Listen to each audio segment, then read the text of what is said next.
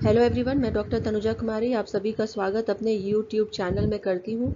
आज के इस वीडियो में मैं आप लोगों से न्यूक्लियर पावर तथा उससे जो अराइज होता है सिचुएशन वर्ल्ड पॉलिटिक्स का, उसके संबंध में मैं आप लोगों से आज चर्चा करूँगी। यहाँ पे यदि हम बात करते हैं ग्लोबल न्यूक्लियर पॉलिटिक्स के विषय में, तो यह एक हम कह सकते हैं कि अभी के पूरे विश्व के परिदृश्य में अगर देखा जाए तो ये बहुत ही एक इम्पॉर्टेंट मुद्दा रहा है और ये पूरे विश्व को अभी जो है वो प्रभावित करने का कार्य कर रहा है। तथा इंटरनेशनल अफेयर्स से संबंधित जितने भी हम कह सकते हैं रिलेशंस हैं, वर्ल्ड जितने भी डेवलप्ड कंट्रीज़ हों या जो सुपर पावर्स हों, सभी को ये न्यूक्लियर पावर, न्यूक्लियर एनर्जी और न्यूक्लियर पॉलिटिक्स जो है वो प्रभावित करने वाला है।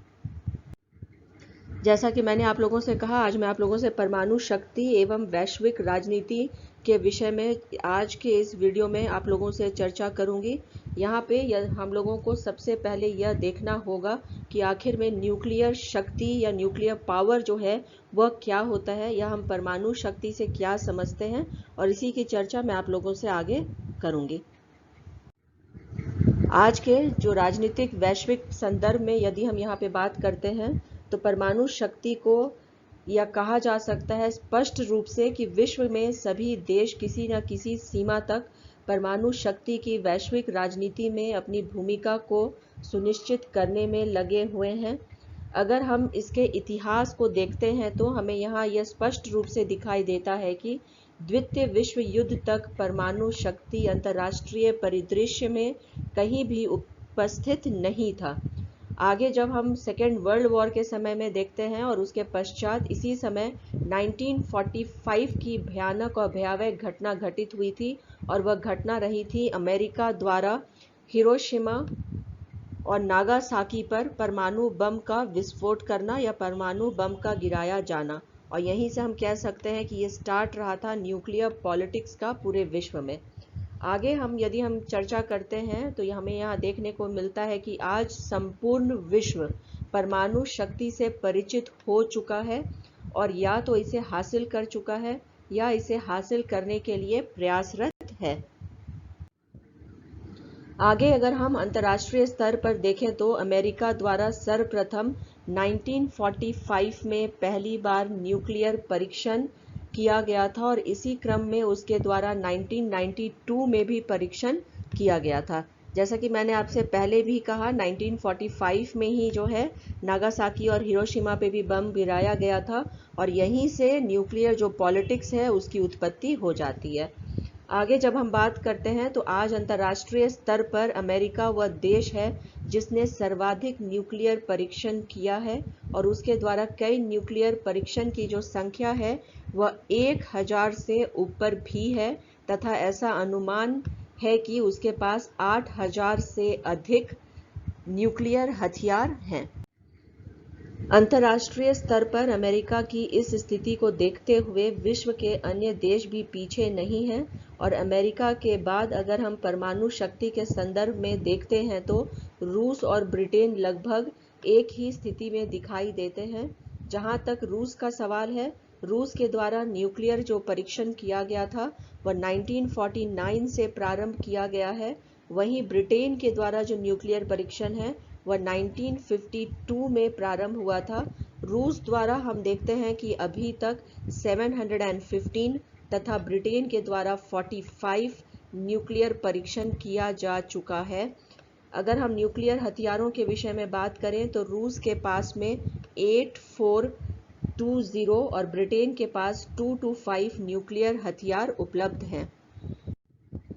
आगे यहाँ पे यदि हम बात करना चाहेंगे कि किनके वजह से या कौन लोग थे जिनके वजह से परमाणु शक्ति या परमाणु पॉलिटिक्स या राजनीति के विषय में हम बात करते हैं, तो यहाँ पे हमें यह देखना है कि परमाणु ऊर्जा के संदर्भ में दो महत्वपूर्ण व्यक्तियों पर अपना ध्यान हमें यहाँ पर केंद्रित करना होगा जिन्होंने इस संदर्भ में अपने विचारों को प्रकट किया है।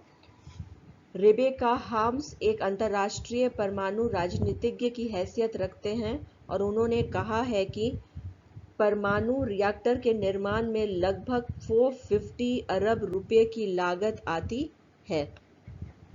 वहीं परमाणु ऊर्जा शक्ति के खतरे के संदर्भ में विश्व को सचेत करते हुए पर्यावरण वैज्ञानिक लूतस मैथस ने कहा है कि वैश्विक स्तर पर आज भी पुराने रिएक्टरों को नष्ट करने की कोई तकनीक विकसित नहीं हो पाई है और न ही परमाणु कचरे को सुरक्षित रखने की कोई उपाय की खोज की गई है।